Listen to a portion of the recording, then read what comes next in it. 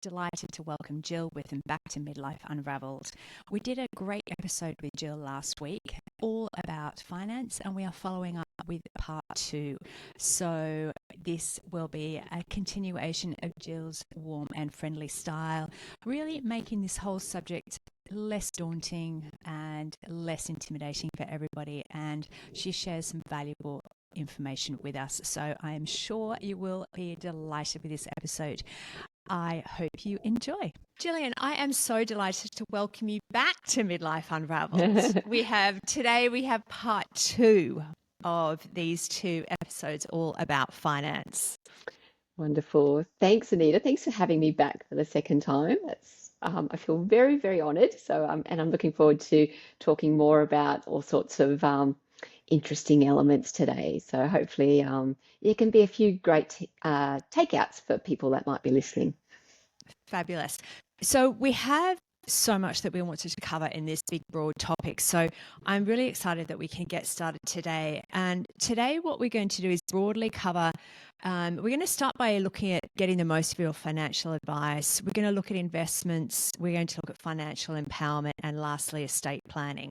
So this topic was so big that we really needed to look at it in 2 different sections to avoid people feeling completely overwhelmed, because I think it's one of those things that is very, very easy to feel overwhelmed. So let's get started. Gillian, how do we get the most from our financial advice?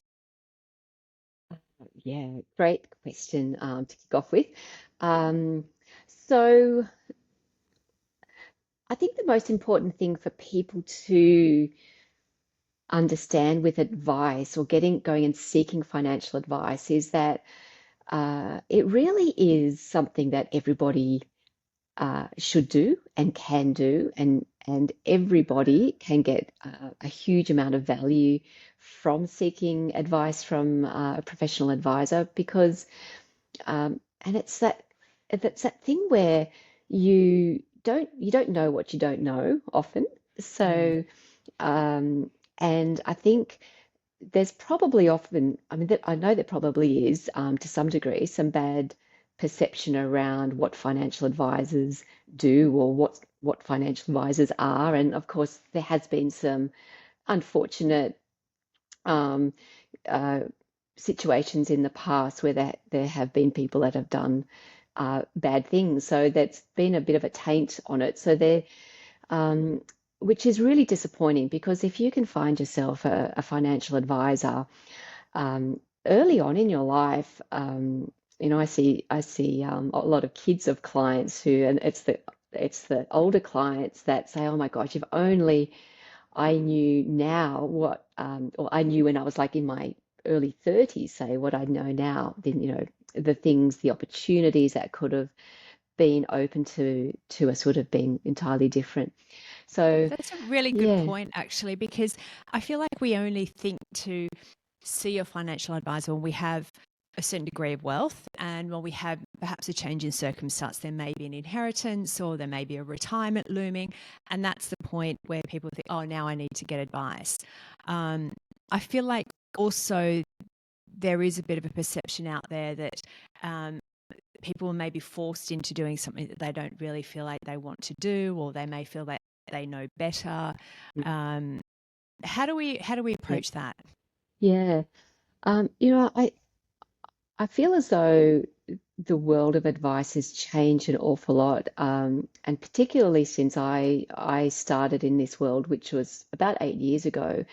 Before that time, before I was really part of it, it was very much investment focused. So it was very, very corporate, very sort of unapproachable, like not. It was sort of cold. It was just about money. Whereas now, having a relationship with a financial advisor is so much more personable than just investment. Now, the investment piece is an important part of the picture, but it's about connecting with someone who can really help. First of all, guide you along a path to really work out, well, what it is you really want to achieve in life. the big, the small, the short term, the medium term, and the long term, and being able to bounce those ideas off someone, and also even getting out of your sort of channeled thinking to open up possibilities of things that you may not have even thought were part of your potential Yeah. future. So, I we're real problem solvers, financial advisors. Yeah. We like to connect and get to really understand what makes our clients really tick, Mm. what's really deep down important to them, and find out what's going to make them feel like they're living their best life. And then we solve that problem, Yeah. which is awesome. Yeah. It feels like the sort of relationship that people used to have with their bank manager. Yeah. And sort of like 30, 40 years ago, people used to have that close relationship with their local bank manager.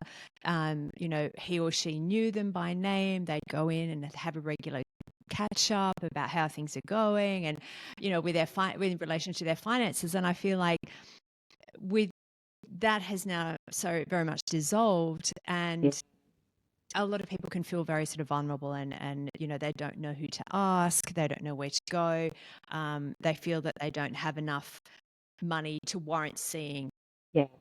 somebody Yeah. for advice. Yeah, yeah, yeah, I totally agree. And it's that sounding board. It is knowing where to go to have these questions answered, and Mm. and that's another we have sort of many hats that we put on in our role of advice. Sometimes it's like marriage counselor. Sometimes it's we really hear, it can be a grief situation where we just sit and listen to, these emotional um, life events that people are going Mm. through, and helping them navigate a way through it. Um, and so, part of that as well is being that project manager. Where as a financial advisor, we're not lawyers. We're not estate planning lawyers. Yeah. We're not mortgage brokers, or we're not, but we are. We know enough about all of those areas that um, we can find the fit for whatever you need, Yeah. for whatever event you're going through. Yeah. So if So somebody has decided to go and see a financial planner, what are the key questions that they should be asking? mm, um, I I think the first thing before they even ask any questions, it's got to be how they feel with Hmm. that particular person, because it is um, you need to feel absolutely comfortable, and you need to trust them ultimately, because the relationship becomes a very very close one, and you want to feel comfortable enough to pour your heart out to this person that Yeah. you're meeting. So I think we feel that pretty quickly.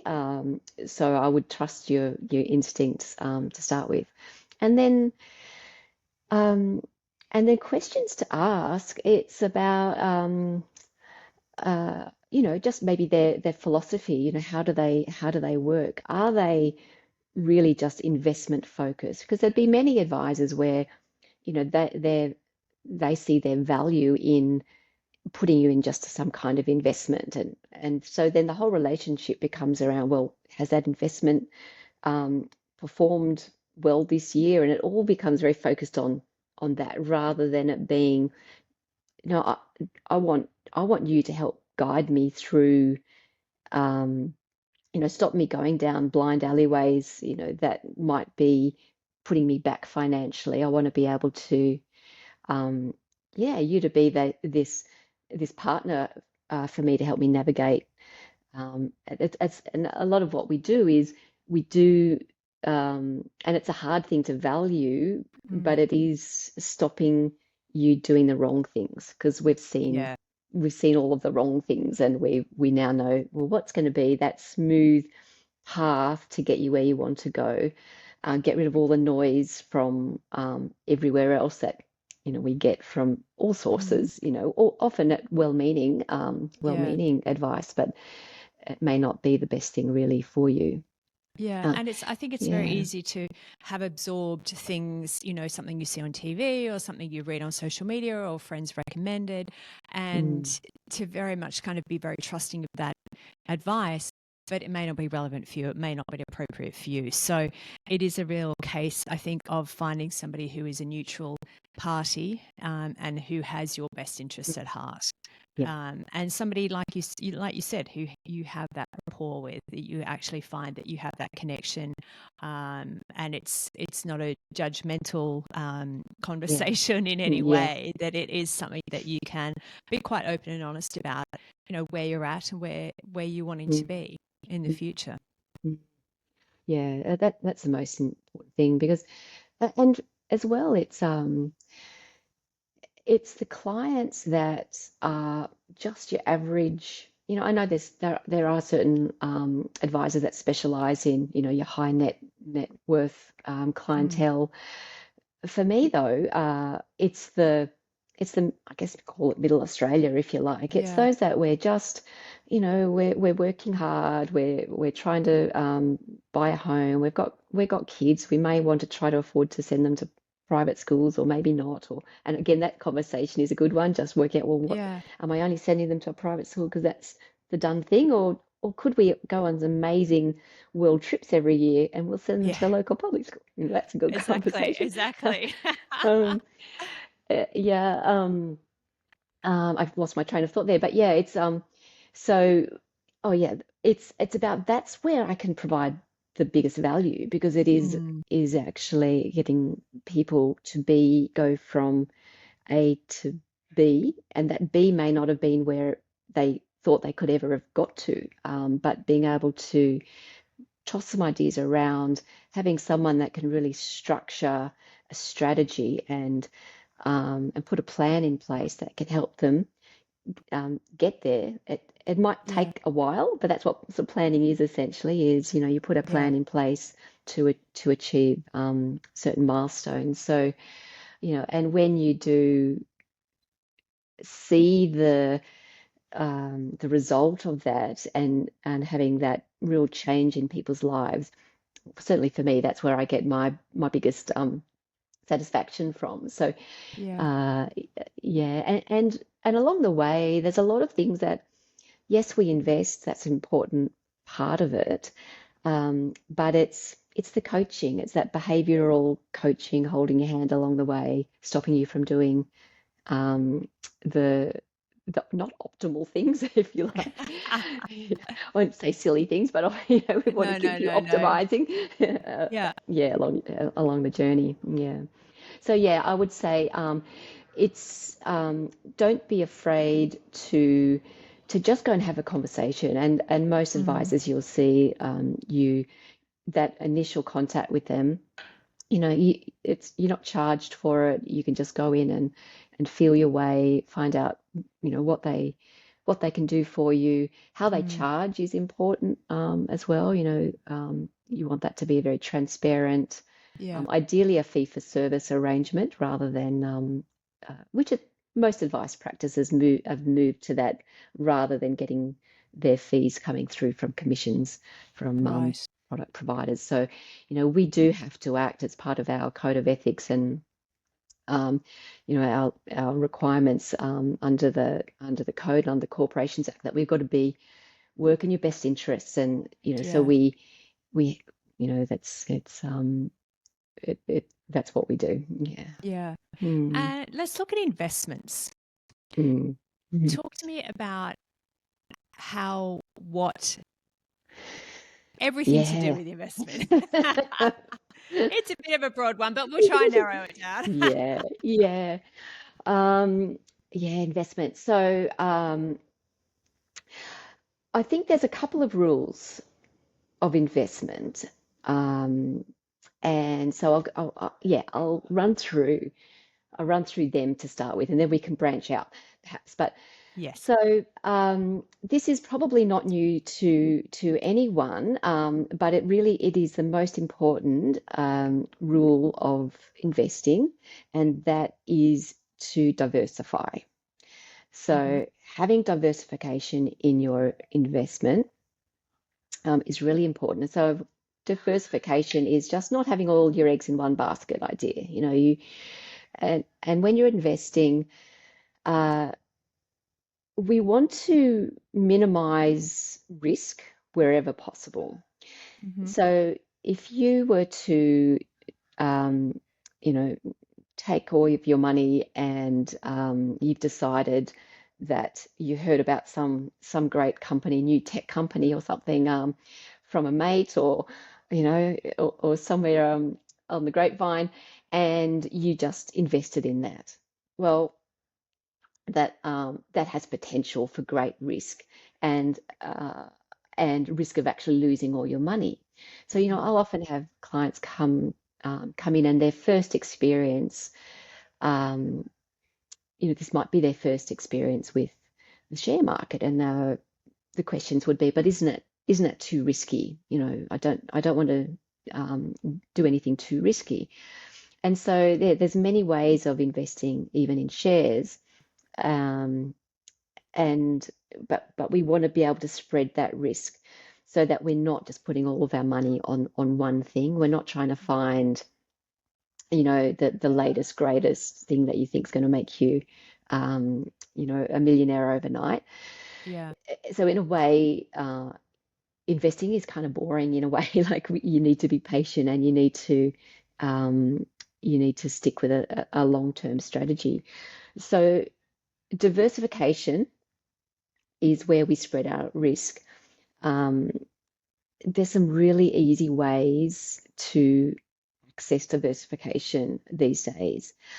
Like, say, 20 years ago, it was really difficult. Like, if you wanted to invest in shares, and this would be, the situation of our parents or grandparents, where they bought some BHP shares or some Telstra shares, or so when a company listed, you could buy those shares. Yeah. Or if you wanted to diversify back then, um, you'd buy maybe 20 shares, and you'd hold those in your share portfolio. And but that's kind of expensive to do and hard to do. And 20 shares, yes, it's better than buying one share, but it's still not spreading your risk as broadly as you'd really ideally want to. Right. Um, and the way we can access that these days is through an index fund. Okay. Um, Now, an So what is an index fund, index fund? Yeah, sorry. yeah, index fund. So, an index fund, so most people probably heard the term on the nightly news when the finance section comes on, maybe hear the term the ASX 200 or maybe Hmm. the S&P 500. So let's take the ASX 200 as an example. The ASX 200 is an index, and by an index, I mean it it follows the performance of the top 200 companies listed on the Australian Stock Exchange. Hmm. So, so the ASX 200 is just, yeah, it's just an index that follows that ups and downs of that bucket of companies. So sometimes it'll have gone up, sometimes it'll have gone down. Um, so that is the index. So an index fund is where a fund manager has um, created a fund where inside that fund you actually own a little bit of every single one of those 200 companies. Right. So, Okay. and I think so, that would be giving you the diversification. yeah, so straight away that gives you, so you can buy one of these index funds um, on the stock exchange, the same way you could buy like a Commonwealth Bank share or something. But in that one trade, say you had $1,000 to invest, you'd buy $1,000 worth of this index fund, um, and straight away you'd then own a little bit of those 200 companies. So a little bit Right. of the Commonwealth Bank, the Westpac, BHP. So as the rank goes down from the most profitable and biggest company listed on the stock exchange and down the rank. So, you know, if Commonwealth Bank's generally at the top of the ranking on the ASX, now if the Commonwealth Bank went belly up tomorrow, it's not going to be the end of the world for you. You're not going to lose all your money. You're only going to lose that little bit that you got exposed to the Commonwealth Bank. Because So you you, spread your risk across all of the you companies in that fund. yeah, you spread them, and sometimes those companies will go up and down, Mm. but it's not like if one of them started to go um, really badly and something goes wrong with them, they're just going to fall down that ranking. So you by just the nature of it being an index fund, that company is replaced by whatever sort of comes and takes its place. So you'll Right. always have that exposure to only sort of the biggest and best um, companies on the list. Right. So. So that's diversifying within the stock market. Mhm. What other diversification can you see? Like, is it with property and shares, and what other sort of types of diversification is out there? Yeah, yeah. So, a really important part to diversify when you have a share portfolio is to actually include bonds in that mix. Um, Hmm. bonds are um, bonds are what they call a fixed income investment, and essentially, it's like a government issues a bond. You buy a bond, and in return for essentially lending the bank your money, they pay you a fixed income for a period of time before Hmm. you get your money back at the end of the day. Now, again, bonds are something you can access through a fund, an exchange traded fund, where there's a whole bunch of bonds. So you can get easy access to that market as well. Now, bonds are really great from a diversifier because um, generally, as a rule of thumb, when the share market is on a downward trend, your bonds increase in value. So you've got a good mix of those. You don't go on that roller coaster ride of having all of your money just in shares. You have that nice buffering effect of having bonds there. So that's a great diversifier. Having some cash is, always good, just as your emergency um, buffer. And then, of course, there's property. So that's an interesting asset class that everybody knows and loves in this country in particular. I feel like Um, it's a popular one here, definitely. so it's a popular one, and it's very ingrained in the Australian culture that we we should own a property, or that we haven't quite succeeded unless we've bought a property, or so it's uh, um, now yeah, I it's a hard one because everyone feels familiar with property. However, it's if we're looking at property as an investment, um, as our investment strategy, it does have a lot of fallbacks. There's some negatives to Right. it, um, and which is sometimes very difficult to explain to people because we love it, we can touch it, we can feel it, and it's not scary because we know it, um, and so actually, I guess to that point, a conversation I'll often have with clients. Um, Around shares versus property is that tangibility of a property versus shares is no doubt there's you can touch it, feel it, see it, Yeah. um, and so people don't feel such a that same sort of connection if they just own shares because it's not really it just seems intangible and airy fairy and Yeah. so a really great analogy I like to use is you think about a day in your life, and um, particularly when you invest in a broadly diversified manner, and index funds are a perfect way to do that. Um, if you think about everything you do from the moment you wake up in the morning is using a product or a service. So you wake up and you go and make your cup of coffee.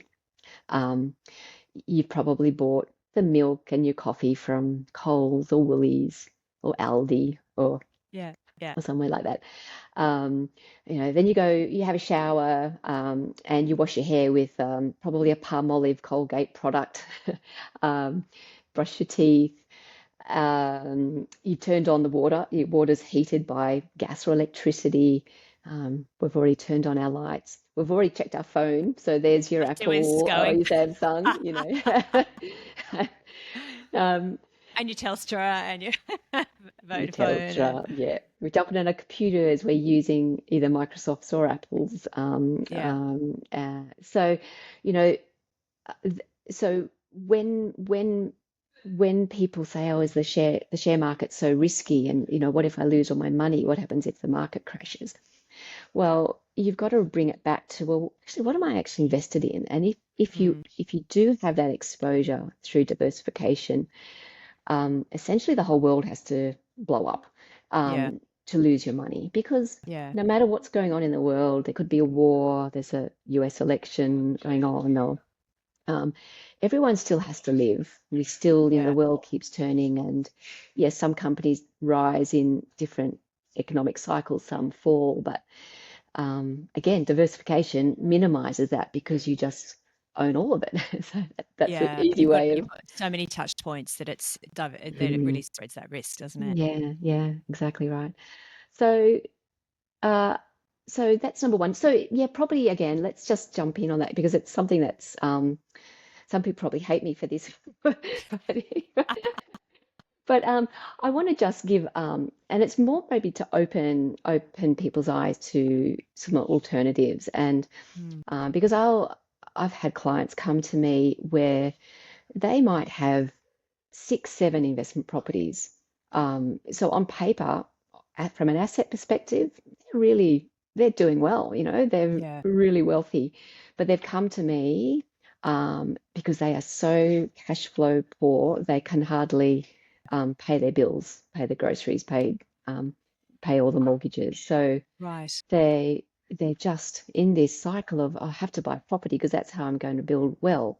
But Mm. meanwhile, they're just living absolute like paupers because like all the money's going into property because it's a really fairly uh, not a great cash flow, and that's where people get into trouble. It can be a negative cash flow position because Hmm. you let's just say you bought might have an $800,000 apartment that you've bought as an investment. Then your rent generally sits at about 4% of the capital value. That's pretty average. Yeah. Um, so you might be bringing in, say, $32,000 a year in rent. But then you've got to think about all of your expenses.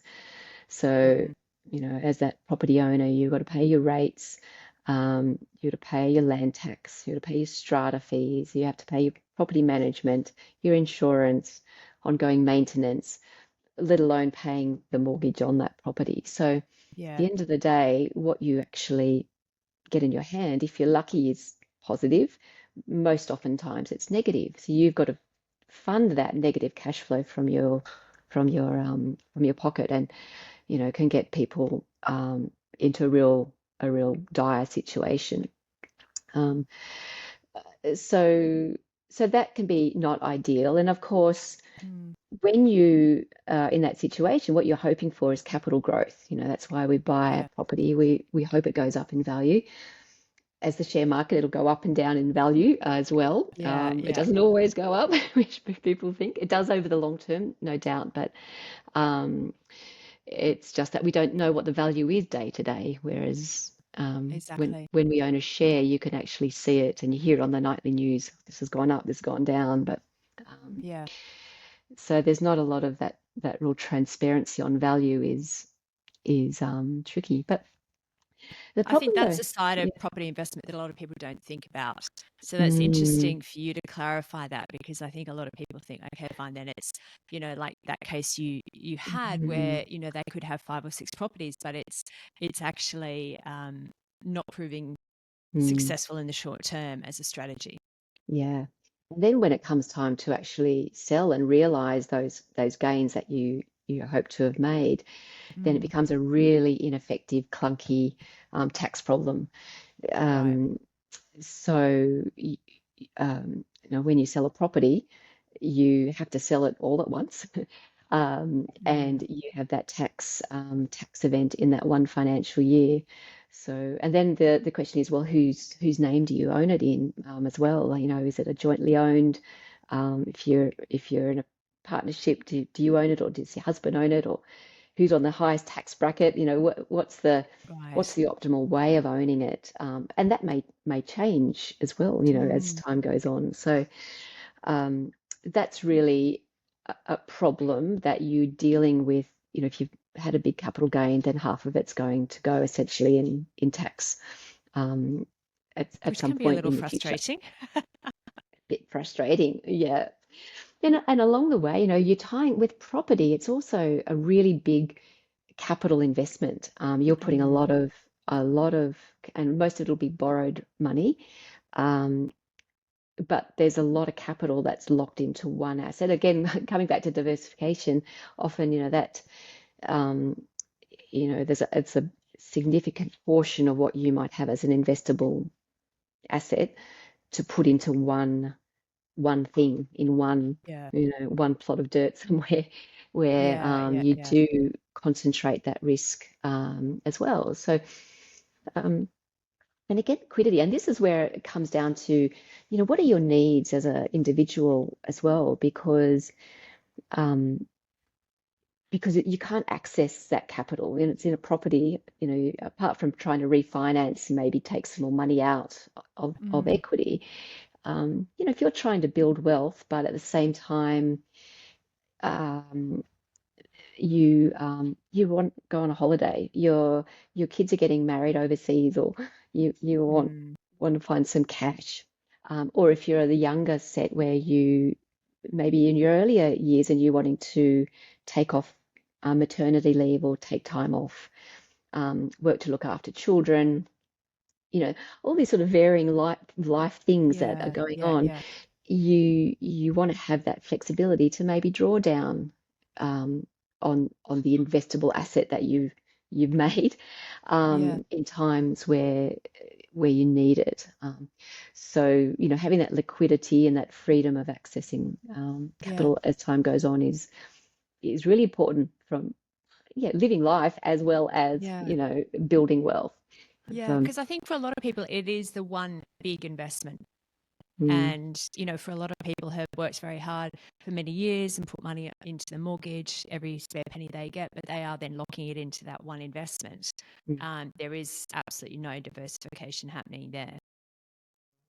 Yeah, I think we touched on that last episode, is that Mm, idea of using debt whilst you can, whilst we're still young enough and the bank's still happy to lend us money, before we yeah. do hit those retirement years, is to use Yeah. it to our advantage, Mm, and don't get be in too much of a hurry to pay down the mortgage. Yes, save, but if you have surplus, use that to invest, and even what we call the debt recycle, where you're essentially paying down your loan but redrawing it back out to invest. Then it converts some of yeah. your loan into a deductible investment loan as well. So it Yeah. adds to the strategy. So Yeah. these are all very clever ways that we can structure debt and we can structure uh, wealth and money that people do have. So it's really great to hear because often we think that these strategies are only available for people who have a lot of money, a lot of wealth to invest. But from what you're saying, that they are available for everybody. You don't need to be very much in that high tax bracket for these things to be relevant for you. Not at all. In fact, um, yeah, it's it's it's these strategies that are just going to just move your leaps and bounds ahead, and just Mm, being smart and thinking a little outside the square, and not being afraid to being open to other strategies. And I think that goes yeah. back to the value of an advisor is that um, uh, you know that there are all sorts of ways of structuring things that Mm. you don't necessarily know about. And Well, you don't know unless you don't know what you don't know. So, you don't know what you don't know. Yeah, and so that's the first step. And the way most advisors would work, or at least the way that we do, is that we can very, very easily and quickly tell someone if they're going to be in a better position by taking on mm, a strategy. mm, Because, when I enter that relationship with someone, I expect it's going to be for the next 20, 30 years. Well, I may not be around, yeah, yeah, still doing it in 30 years, but yeah, so it's something where it's not a once off. I'm not just selling you something. mm, So I don't want to be sitting every year when we're doing our big sort of catch up, justifying why they're still here. They've got to be yeah, benefiting from it. Um, yeah, and and those savings, when the initial cost or the fee might be announced in a meeting someone goes to see an advisor at yeah, first call, um, it might sound a lot, but that is often the savings that are made even without any funky strategy. Could be, yeah, the fees they're saving in their super, the tax they're going to be mm, saving by a strategy. So all of mm, those things add up to, yeah, not necessarily being, there's got to be a benefit to the cost. Otherwise, yeah. there is no point in it. Exactly. But Mm. I think it's also being confident in your own knowledge. And a lot of people in this area just, don't have the knowledge, have never really asked. Sometimes it's, you don't know what questions to ask. You don't think it applies to you. But going out and seeking that advice is only going to build confidence. And I think especially in midlife, because I think, often you know lives have changed when we get to this part of life, and maybe circumstances change. Perhaps there could be a marriage breakup, or even if circumstances don't change, it's a case of then looking forward and saying, okay, fine, well, I'd like to be looking to retire in 10 or 20 years. What do I do now to ensure that I'll be in the best situation at that time?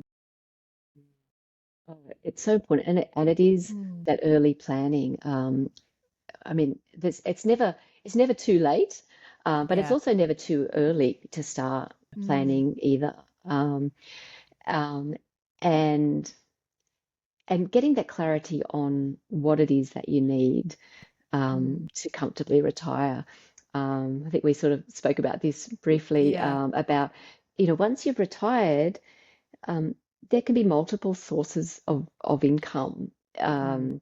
that will be coming in to fund your lifestyle. So as we spoke in last episode, first understanding what you'd ideally like to be able to spend each year. That's number one. Um, but an advisor will really help you see, well, yeah, your super may run out after X amount of years, but how do we optimize things to make sure you get maximum age pension during that time? Yeah. So you're going Yeah. to have some age pension, some income from your super funds, maybe some like an innovative annuity product Mm. that will optimize your age pension and give you that guaranteed extra layer of income for life. Yeah.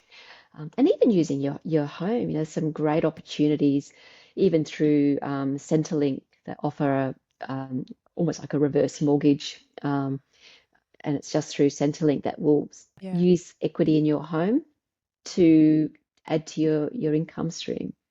So That's there can be fantastic. multiple sources of, so you don't have to necessarily be slaving away to work, Yeah. thinking you've got to work till you're 70 because you've got to reach that magical number. Yeah. It doesn't have to be that way. Mm. Mm. This is all very good news, I think. Hope so. Hope so. We were planning to touch on a subject that I know people will eye roll, insurance. It's probably one of the driest subjects out there. So, Yeah, yeah. what do we need to know? Yeah, it's one of those things you never want it. You certainly don't want to pay for it until you need it, and then you are so grateful to whoever encouraged you to get it. Yeah, Exactly, it's exactly. yeah, look, uh yeah, it is really important. Now most people who have or things that have changed actually in the last few years, but most people that have a super fund, if it's an industry fund, would have some level of default insurance, um, which is great, but nothing can beat getting a proper underwritten comprehensive insurance policy. And by an Mhm. underwritten policy, what I mean is that you'd apply for a level of cover. I'll touch on the different covers in a moment, but you apply for that cover with the insurance company. They will do health checks. They do an interview with you over the So we're phone. talking life insurance. So, sorry, yes, life insurance or income Okay. protection insurance. Hmm. Um, uh, so they'll find all the information about you and they'll assess whether or not they want to insure you, essentially based on your health and so when that policy is put in force and they accept your application, then um, down the track when it comes time where you may have to claim on it, there's this, I guess there's this perception often with insurers that they're never going to pay out. So what's the point Mm. in paying for it? And that can be the case with some low cost non-underwritten policies. So, and Yeah. of course, when you're in that situation where you might have to claim on insurance, you just want to know and have the certainty that you're going to get that, not that they're going to start Mm. digging into your health background and find a way to not pay it. Um, Right. so I guess just on that point, so yeah, so maybe if you know you have some insurance already in a default super fund, I would suggest that that's not enough. So it's good to do a bit of a needs analysis on yourself, or an advisor would do that with you. Hmm. And so the most important insurances to think about are life insurance. So life Okay. insurance is, it's either called life insurance or death insurance. Essentially, it's if you were to die, um, what would you like to leave behind for your family?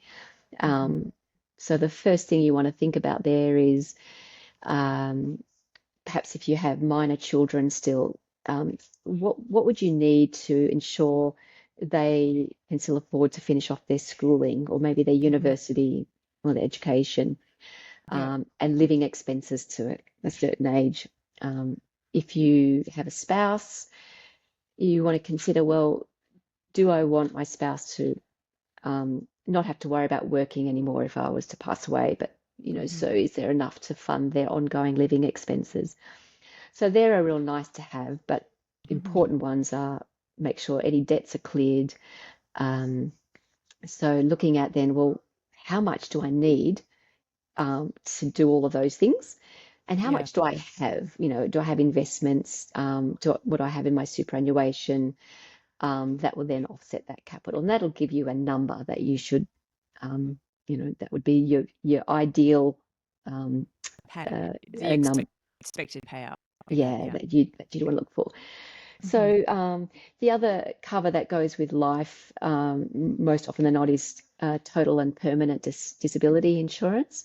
Hmm. So that will pay you if you are severely disabled, and unable to ever work in your occupation, or one that you're um, fit to work in based on your education, um, Right. forever. So you have to be in a bad way for that to come into play. But again, it's one where you want to be able to clear all debts, and be able to fund your ongoing care and that of your families for your lifetime. Hmm. Now, those two you can usually get through super. So even with a comprehensive policy that you might get from a provider, and there's sort of companies like AIA, Zurich, TAL, Mm. OnePath, so those big names that are uh, really really good, have great claims history, and you can be really confident that they'll be a good policy. Yeah. The other, probably most important one, and maybe particularly at our age, Yeah. especially as women, is having a trauma insurance policy in place. Um, I've never heard of that. What is a a trauma trauma? insurance policy? Yeah, so trauma is an insurance that pays out a lump sum in the event of a cancer diagnosis or a heart um, or any sort of um, heart issue, like a heart Right. attack or a stroke, or Yeah. um, so they're probably the uh, two key health events that they'll pay for. And Okay. depending again on the policy, it doesn't have to be a death sentence diagnosis. It's just if you've had um, a breast cancer diagnosis or something that you've had some treatment for. I've just had a client in the last few months that has just had her trauma payout claim trauma policy paid out, um, Yeah. and um, and she'll be fine. But she's had Mm. the diagnosis.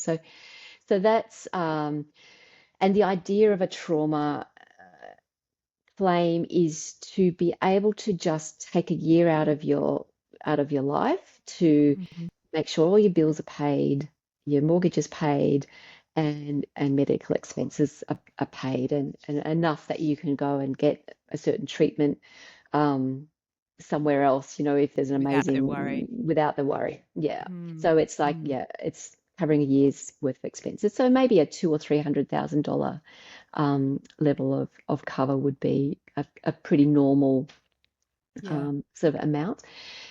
Yeah, so that's the sort of policy that's paid out more than any other because Mhm. it's things that, unfortunately Yeah, hit unfortunately, us. it's Yeah. very, very common. This. Mm. Yeah, Let's and move income on. protection, but Oh, income that's protection, sorry. yeah. Yeah. So let's just very very brief. That's probably if we're still working and have a fairly significant amount of time that before we're have enough, because insurance of course is always about that gap between what we need and what we have. Yeah. So with income protection as well, it's, well, what would happen if I lost my job from a illness or an injury and I could never work again? How is Mm. that going to impact? I might have all these plans in place, and I'm going to be all fantastic by the time I'm 60, and I'm going to retire at 60. But then it all falls apart because something happens. So income protection will replace your income up to Mhm. 70%. For most policies will offer up to 70% of your pre-disability income. And Right. you can choose then different benefit periods. It can be up to age 65 or Yeah. for a few. So that's a really critical one if you're Yeah. in that position where you still need to be working Mm. for a period of time to make sure your plans are and goals are, yeah, Yeah. achieved. Yeah. Absolutely. Moving now on to financial empowerment. What does Mm. this mean? Yeah. It's almost all of the things we've touched Wrapped up. on put Yeah. together.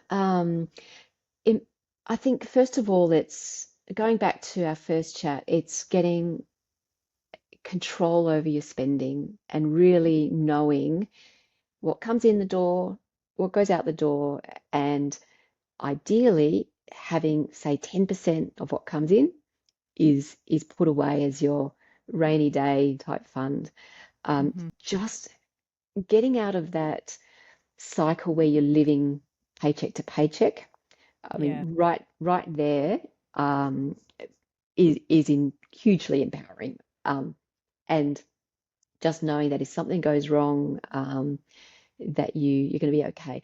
A good rule of thumb I work with is having 3 months worth of living expenses. That would Hmm. be general living and mortgage or rent. Just Yeah. just put aside As a in an buffer. as a buffer. That's huge. Yeah. Um, and just maintaining that less going out than comes in. Now, once you've Hmm. got that buffer, continue to um, at the very least, without having some plan where you've determined you need X amount to achieve Y, um, Yeah. continue that 10% and invest it. Just invest it. Hmm. There's some great low cost investment platforms. Without giving anyone any specific advice, but there's things like Vanguard. Probably most people may have heard of Vanguard or Beta Shares. They Mm. both have direct to retail investor investment platforms and super Okay. as well, Yeah. where they're really low cost. You don't pay any admin fees. There's no brokerage fees. So it allows you to be able to invest small amounts, and you can choose from the whole suite of different index funds. You can get exposure to the US market, which is, great opportunity to get Mm. that growth, and just a little bit, every month, just have that channel of where you're sending it. Yeah. Um, that's called a dollar cost averaging by just drip feeding. So it doesn't matter if the market's up, down, sideways, you're just putting that money in consistently over Yeah. time. And it So comes that's to your the point second where you buffer. don't notice it. You don't notice it going out of your Yeah, pay if it's the sort of thing that's deducted mm, at source. Um, exactly. you don't. You tend to often, we tend Mm, to spend what we're earning. But yeah, you can actually make that work for you. yeah, that's. I mean, if you have an employer that enables you to send money to different accounts, that's even Mm. better. So just have it out before it even reaches your bank account. Have it sent there. It's a very good So idea. yeah, so that's great because that I think getting out of that cycle of just living, paycheck to paycheck is brilliant, and knowing that um, if you set aside how much you feel like you can afford to put away, or even stretch yourself a bit and go, okay, I could probably Mm. do without buying lunch every day um, at work, or Yeah. maybe just buy it one day a week. Work out, um, where can I get maximum surplus, and having that channel to invest, because then okay, well, I've got my super's working for me. Make sure you've got your super, somewhere low cost, invested appropriately for your Yeah. stage of life. You've got your 3 month buffer, and then you've got an investment portfolio as well that's building wealth Mm. when everything else is just ticking along. So Yeah. Yeah. um, so that'll go a long way to just feeling like you're on top of it, and it'll get Yeah. addictive, when you start investing, because you you can see it, and you can see it grow, and you just want to. So I think that's often the problem. We spend what comes in because we don't have a dedicated strategy of what to do with it Yes. anyway. Yes. It might sit in a And savings it just account, but exactly, and it sits in a savings account. It doesn't actually really earn you any interest, and mm, it's too easy to access. yeah, yeah, By exactly. actually taking it out of that, but knowing that it's accessible should something happen, Yeah, um, yeah, that actually is it's empowering and it's confidence building. I think for people as mm, well. I think that's so important. mm. And just getting, knowledge is power, isn't it? Mm, So I think the more you exactly. um, do just start dabbling in these things, Mm, you'll get a feel for it. You won't be so scared of it. It won't seem so, um, yeah, risky or mm, overwhelming, and then then go from there. And yeah, um, and seeking advice is it, yeah, clients yeah. that we've had for a long time, long before I've even joined the business I'm in now.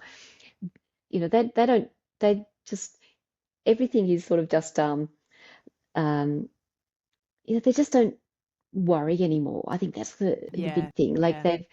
they're at this point where they have that clarity, they have the confidence, they've accepted that, yeah, there's things I don't know, um, and that's hard, often, especially for professional people that are in maybe areas where, I don't know, a lawyer or engineer or Mm, nurses or doctors, um, there's intelligent people everywhere that are yeah, experts in what they do for a living, and just feel that they should have a just because they're good at that, they feel like they should be good at finance stuff. And I mean, often they're Yeah, just even too busy to think about it. So yeah, exactly. just getting someone to hold your hand and take that Yeah. burden off you is powerful as well. And I think Mm. also what you were saying about maybe it's a case of you have a chat to, two or three different financial planners before you actually make a decision to go with one. Mm. You don't have to take their advice. It could be just a bit of a financial health check, Yeah. to see what the options would be, to give a bit of a view of where you're at. But it is very much the decisions are down to what you choose to do. But I feel like feeling empowered to have those discussions, and to be aware of that level of knowledge that you have, and you know seeking advice from other people who Yeah. are who are very much in that space, and can give you Yeah. ideas that you didn't even realize Yeah. that there were Yeah, options for yeah, you. yeah, yeah. Because it's funny, it's in other areas of our life we do that. We go to the doctor to Mm, get medical advice, or we have to go to lawyers when it's a legal situation. We don't have a choice, or our exactly. accountant and so on. Um, so it's just another person in your team, really helping you to Exactly. to achieve. So Mm. um, Now, we yeah. were going to touch on estate planning as well. Yeah. So should we Do you have finish up time for with a that? little Yeah, bit? let's We just have a few minutes for estate planning. okay. Last few minutes. All right. Let's see the most important things about that. First of all, is to actually have one, I guess. And an estate plan comprises your will and then your other documents that are really important at all times, but I guess as we're getting older, and there are Mm, your power of attorney and your enduring guardianship documents. So now, will, of course, is instructions on how you wish to leave your estate, mhm. and you. Um, Most people, if they have a will, they're generally fairly basic. And from basic, I mean, um, you just think, oh, well, when I die, I just want to either leave it to my partner. If I don't have a partner anymore, I was going to split it between my kids, or there might be a charity, Mm, which is great. But there's so much more to think about um, when doing a will. How is it best to leave my estate to my children? Should I have provision in that will for trust structure so that I know that my wealth is going to be protected for my children going into their mhm. future from any future um, I don't know, legal or marriage breakdowns, or things like this Yeah. that happen, and to also save tax for future Mm, generations. Um, Also instructions about, I mean, digital assets. It's a new one in this day and age. Is that our lives are so digital, and if mhm. we die and no one has been given the authority or to take our digital assets, then and have access and know how to access them, then So that what are just digital is assets? so. All our logins to anything that's digital, our Google, our iClouds, our even our Facebooks, and Okay. um, so. Because if you can't access those, then essentially, they potentially can be lost. So that's often something now that's in all sort of comprehensive wills, is just, Yeah.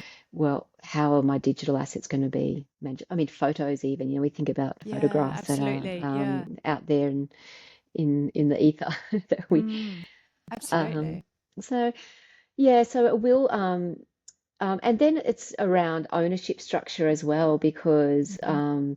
that's important um, to get an understanding. Well, if I own something jointly, or if it might be a tenants in common arrangement with a property, how that's actually going to roll out. If you're in a second marriage, and there's children from previous marriages and other marriages, there's ways within a will that allowances can be made for all these different sorts of situations, Hmm. so that you know that um, what you want, what you think you want in your head is actually going to happen. And Right, if it's right, just a very basic will, it leaves room so open um, for interpretations and for people to um, not think about um, events that happen in life that might mm, make that not really very clear. Um, right. so just and seeking a proper estate planning lawyer is really important for that, Mhm. rather than your local solicitor that might really just do um, like your conveyancing for property or some basic things. So Right. someone that does have some expertise in estates. And you might spend a few $1,000s on getting it done properly, but I sort of think about it as it's a gift to it's a gift to your children, or it's a gift to your Yeah. beneficiaries, and making sure that everything's very clear. Mm. And presumably you do it as a one-off. It's not sort of thing we have to do Yeah. every year or every 6 months or anything like that. No, So that's right. That's right. Um, so power of attorney, just briefly, that's giving someone the authority to make financial decisions on your behalf. hmm. Um, so it becomes really important if, and it's around mental capacity. So if I mean, it could be, in our younger years, it might be a stroke that you have, where you've lost capacity to make decisions yourself. Hmm. And if you have no one else that's able to do that, um, it makes things very difficult. Now, you'd often assume that just your spouse or your child or your mother or someone would just Yeah. automatically have that authority, but they actually don't. You Right. need So you to need to nominate. you need to nominate someone to Okay. make those financial decisions. And the enduring guardian is the same, but it's around making medical decisions on your behalf. So again, Right. if you're in a situation where you can't decide what sort of medical treatment that you want, Hmm. uh, yeah, I've heard some horrible stories where you might be in a coma from an accident or an illness where Hmm. the family is unable to actually make decisions because no one's been given the authority to do it. Right. Um, Okay. so they're really important. The other thing that I see often that's really important and can be devastating, is not having the appropriate people listed as beneficiaries on your super funds. Okay. So there's some rules around who can receive your super. Now, your super isn't actually an estate asset. Essentially, it's the super trustee holds that money on trust for you, but you don't directly own it. So unless you've nominated for your super to go to your estate, for instance, it probably eventually will end up being part of your estate, but it'll go through a whole lot of costly and lengthy sort of public trustee processes before it gets there. Right. And Okay. also, you can't leave your super to an adult non-dependent child. So you might think, I'm just going to leave my super to my kids, but they could be grown up. They're not financially dependent on you anymore. So they actually don't fall under an allowable beneficiary with your super fund. So, um, Okay, that's very interesting. That's something I feel like we all need to put top of mind and mm, and mm, something to action. yeah, yeah, definitely. I mean, some people may not even have a nomination on their super fund, so it'd be a good thing to check.